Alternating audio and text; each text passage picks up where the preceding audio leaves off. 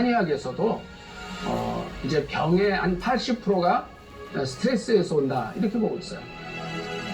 그 칠정 내상, 칠정이 뭐냐면 희노 우사 비공경, 뭐 너무 기뻐하고 또 화내고 슬퍼하고 이런 모든 것들이 이제 스트레스가 돼서 우리 몸의 병을 불러 일으킨다고 말하고 있습니다. 그러니까 염증은 원래 우리 몸을 원래의 상태로, 좋은 상태로 돌리기 위한 굉장히 좋은 반응이에요. 그런데 이 염증의 결과로 뭐가 생길까요? 산소가 생겨요. 또 이 산소가 세균과 바이러스를 공격하는데 남은 활성산소로 또 몸은 노화를 겪게 된다는 거예요. 항산화, 항염증 다 중요합니다.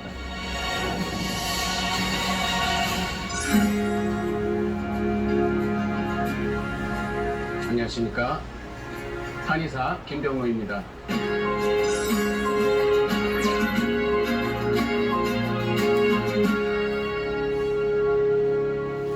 네, 오늘 제가 말씀드릴 제목은 항노화입니다. 영어로 하면 쉬운 언어니까 제가 말씀드리면 안티에이징입니다.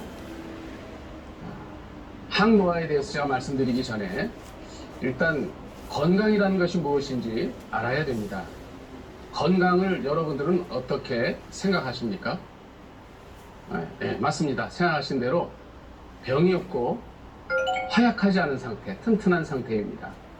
그런데 WHO에서는 이것을 한 서너 단어를 더 넣습니다. 병이 없고 허약하지 않은 건데 육체적으로, 정신적으로, 사회적으로 완전히 안녕한 상태가 건강이라고 WHO에서는 정의하고 있습니다. 근데 이것을 윈슬로우라는 분이 조금 더 이제 부언 설명을 했어요. 육체적, 정신적으로는 효과적으로 이제 기능을 발휘하는데 여기에 한 두 가지를 더 놔야 된다. 그게 뭐냐면 문화와 경제, 법률과 정부에 의해서 좌우된다는 거예요. 근데 이 뒤에 붙는 말을 참 이해하기가 어려웠는데 이번에 코로나19를 겪으면서 모두가 다 이해하게 됐습니다. 국가의 경쟁력이 있어야 되고 또 경제도 좋아야 되고 법률적으로 잘 통제가 돼야 건강이 유지된다는 것을 우리 모두 알게 됐습니다. 제가 항노화를 연구하면서 조선왕조실록을 여러 번 읽었습니다. 여러 번 읽으면서 도대체 우리나라 27명의 왕들의 평균 나이가 얼마나 되는가를 연구해 봤는데 여러분 한번 생각해 보십시오. 얼마나 될 것 같습니까? 어떤 분들은 뭐 30세, 뭐 40세, 50세 말씀드리는데 정확히는 만으로 46.3세입니다. 근데 그 중에서 제가 5분을 별도로 추려봤어요. 무인이었던 태조는 73세까지 사셨어요. 이대왕 정종은 62세입니다. 이분은 동생에게 자기가 2년 정도 왕위를 가지고 있다가 동생에게 이제 물려주죠. 정종은 62세입니다.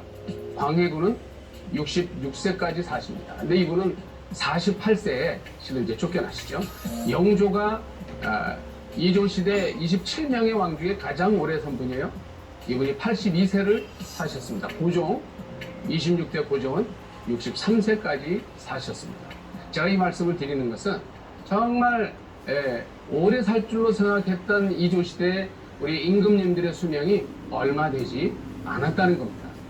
그래서 이제 제가 세종대왕의 나이를 한번 말씀 한 번 더 드리겠습니다. 이분은 53세까지 사셨어요.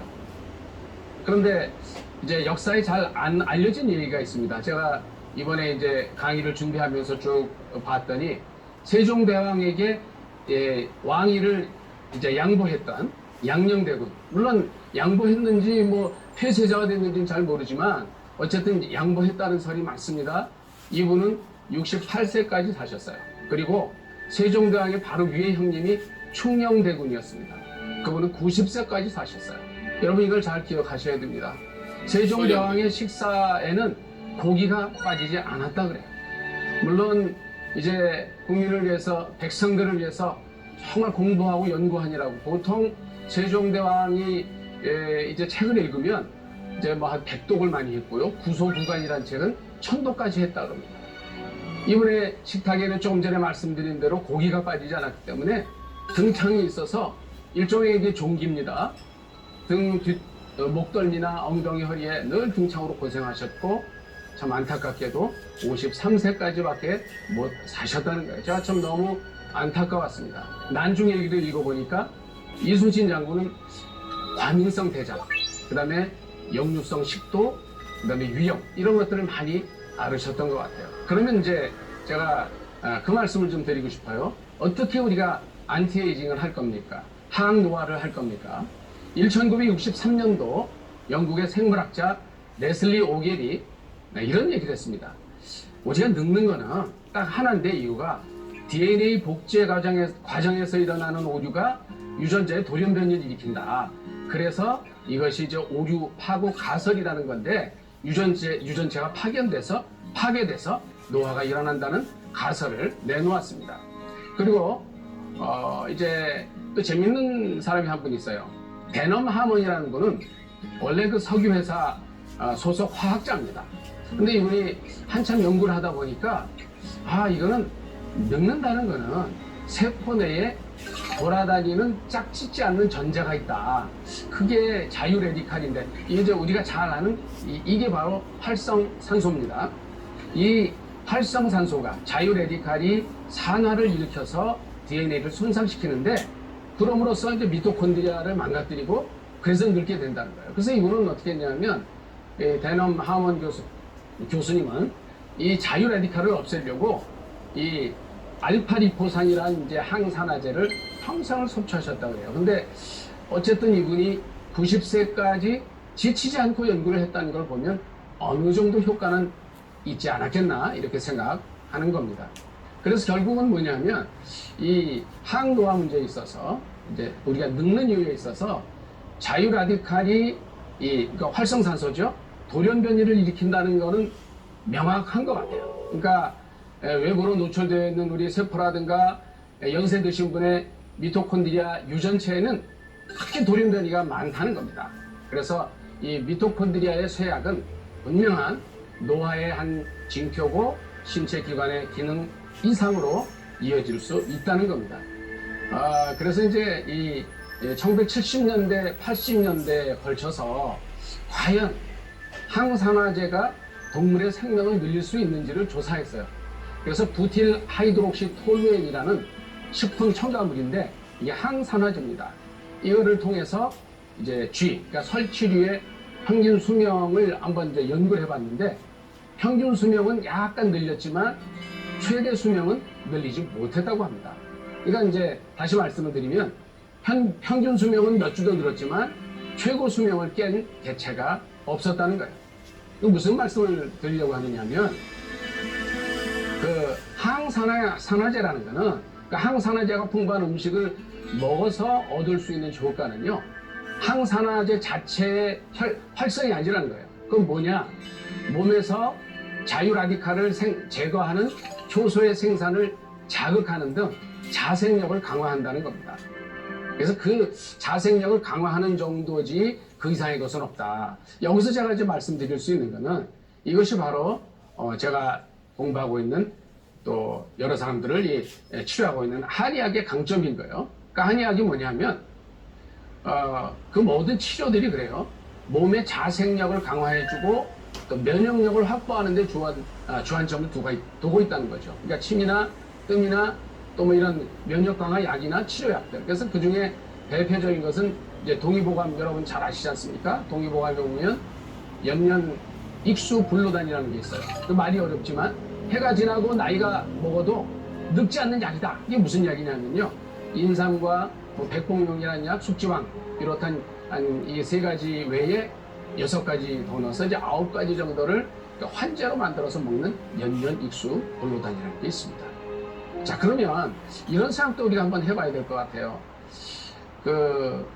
이 자유 레디칼, 다시 말씀드리면 이 활성산소로 인해서 이렇게 이제 노화가 오는 건 아니라는 게 뒤집혀졌지만은 어떻게 돼요? 제약 및 경제계에서는 알약과 음료를 판매하는 많은 이들이 계속 그 제품들을 판매하고 있다는 거죠. 그래서 그들이 판매하는 제품들의 전 세계 매출이 얼마나 될 것 같습니까? 30억 달러 이상이 된다 그래요. 그러니까 우리나라에서도 건강기능식품 중에 항산화 개념으로 팔리는 약이 엄청 많아요. 그건 제가 좀 더 조사해서 다음에 말씀드리겠습니다. 그러면 이제 이런 생각도 한번 해볼 수 있습니다. 항노화에 있어서 그 세포핵 유전체의 돌연변이가 노화의 원인이 되는가, 이제 이런 걸 좀 한번 연구해 본 사람들이 있어요. 그렇지만 이 세포핵 유전체의 돌연변이가 노화의 유일한 원인이 아니라는 증거가 나날이 늘어나고 있습니다. 알란 리처드슨과 홀리 벤 네면이라는 사람이 늙은 생쥐의 미토콘드리아 기능을 회복시키는 일이, 이거 실제 실험을 해봤는데 너무 간단하다는 거예요. 그러니까 이 얘기는 뭐냐면 적어도 말년이 되기 전까지는 미토콘드리아 DNA의 돌연변이가 노화에 큰 역할을 하지 않는다는 겁니다.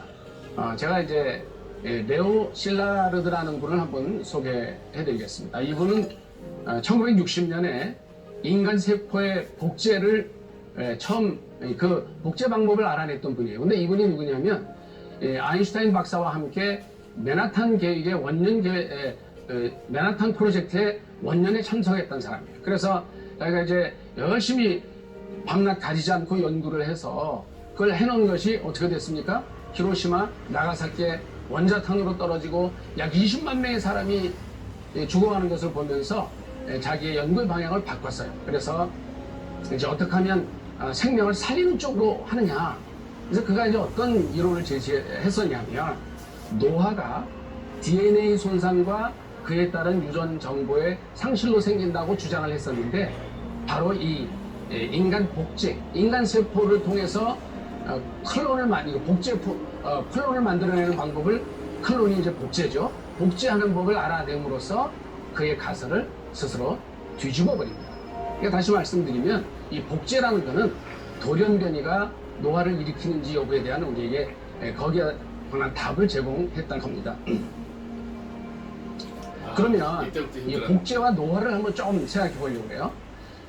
세포 핵이식을 통한 복제가 이루어진다는 사실은 뭐냐면 노화가 DNA의 돌연변이로 생기는 것이 아니라는 거죠. 예를 들어서 늙은 세포가 정말로 중요한 유전 정보를 잃고 그럼으로써 노화를 일으킨다면 늙은 개체로부터 새로운 동물을 복제할 수 없어야 된다는 거예요. 그러니까 오래된 동물이 새로운 건강한 동물을 만드는 데 필요한 모든 유전 정보를 지니고 있고, 돌연변이가 노화의 주된 원인이 아니라는 것이 가장 간명한 설명이 되는 겁니다.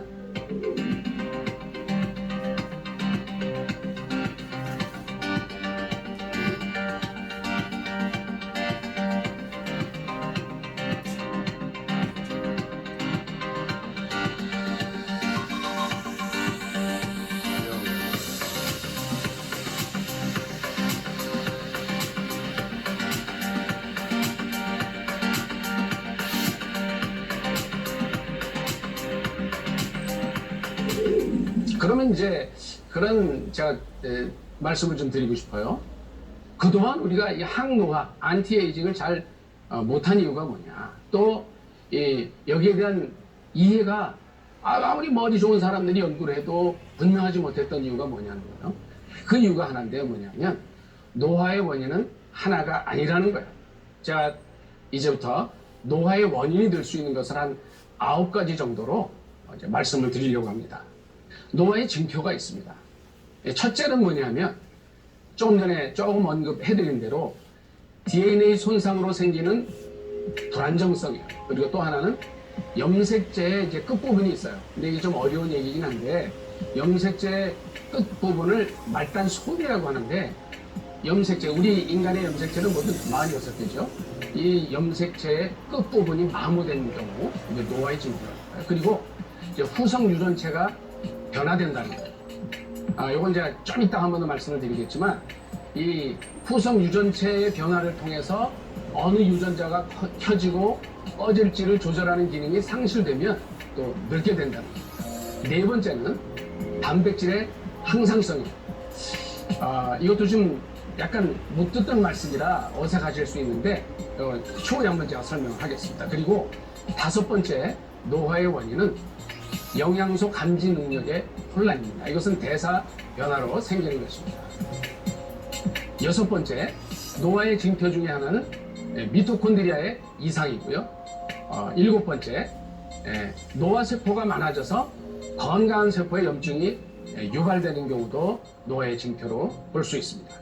또 우리가 잘 아는 줄기 세포가 소진된 경우, 그리고 9번째는 세포 내 의사소통의 변형과 염증 분자가 생성이 되면 늙게 된다는 거예요. 이게 한 9가지 정도로 말씀을 드렸는데, 이걸 종합하면은요 이제 하나입니다.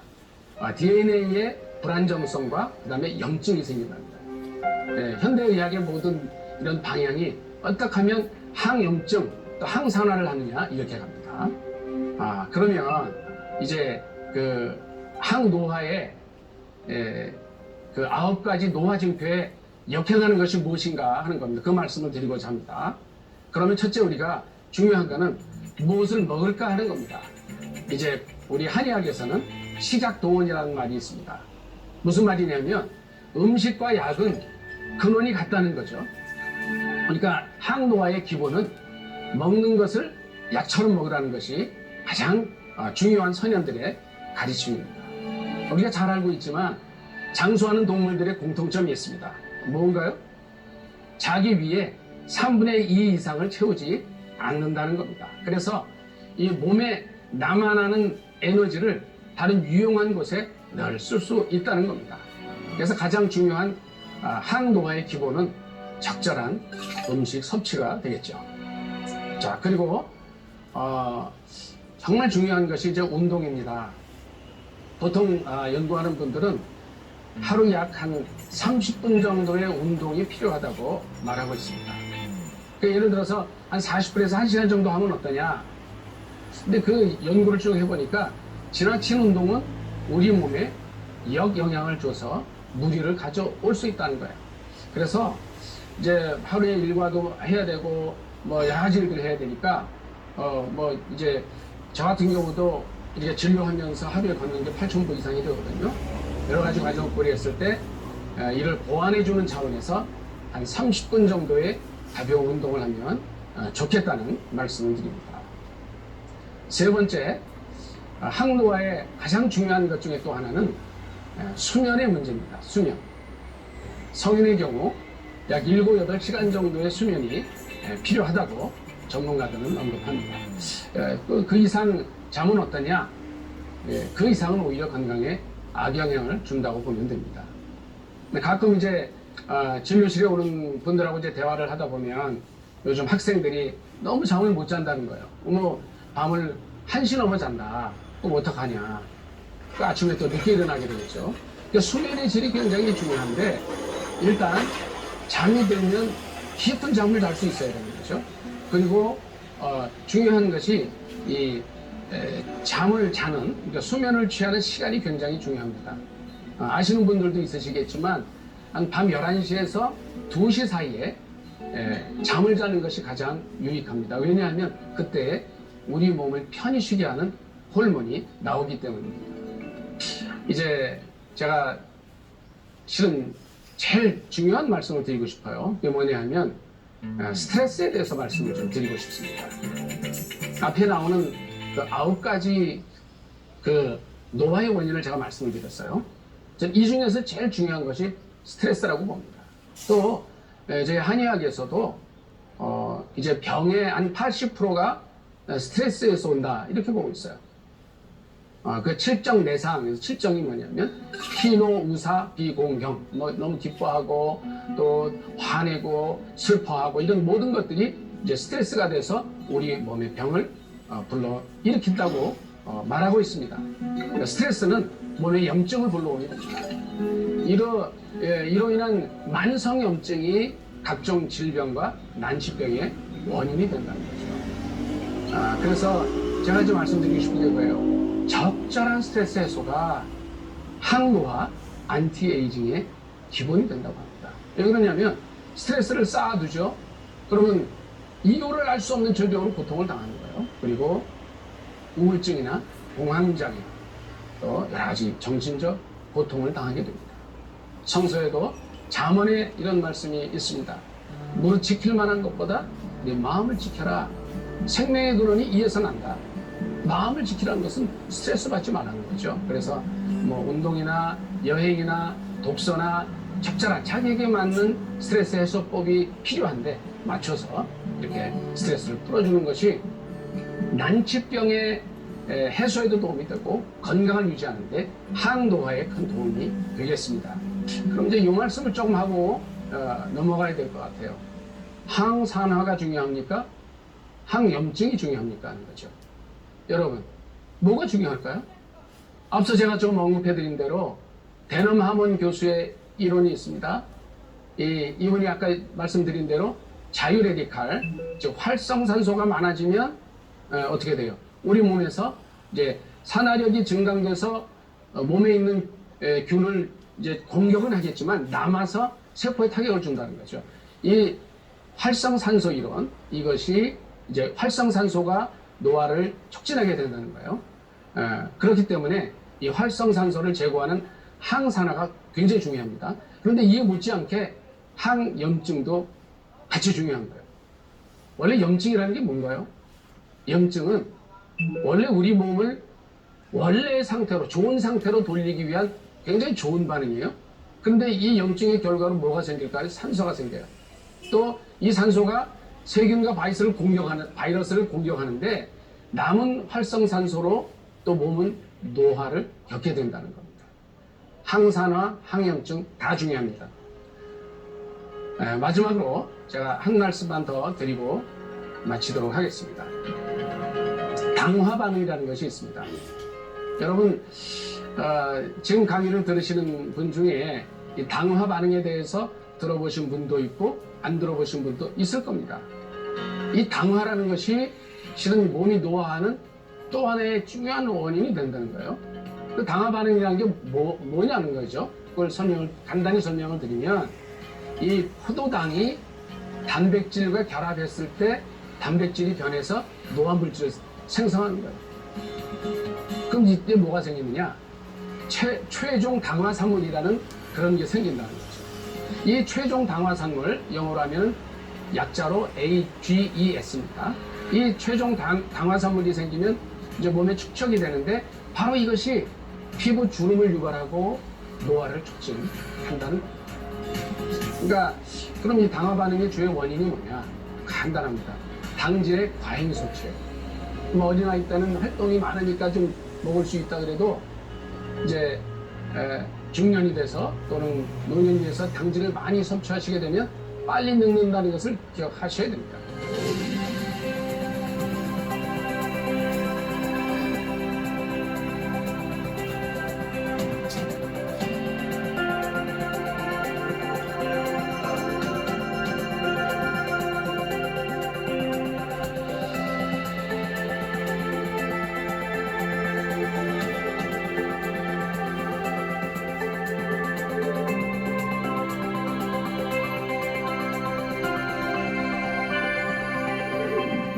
불필요한 당질이 어떻게 해요? 체내의 단백질과 결합해서 체온에 열이 가해지면 그때 당화 반응이 일어나는 거죠. 그럼 어떤 기전으로 늙게 되느냐? 당화에 의해서 최종 당화생물이 생기게 되면 활성산소가 발생하고 그렇게 됨으로써 또 염증이 일어난다는 거죠. 그러니까 항산화, 그러니까 활성산소 생기지 않게 해서 항산화, 또 염증 생기지 않게 해주는 항염증, 항당화 다 중요한 겁니다. 이상으로 제 강의를 마치도록 하겠습니다. 감사합니다.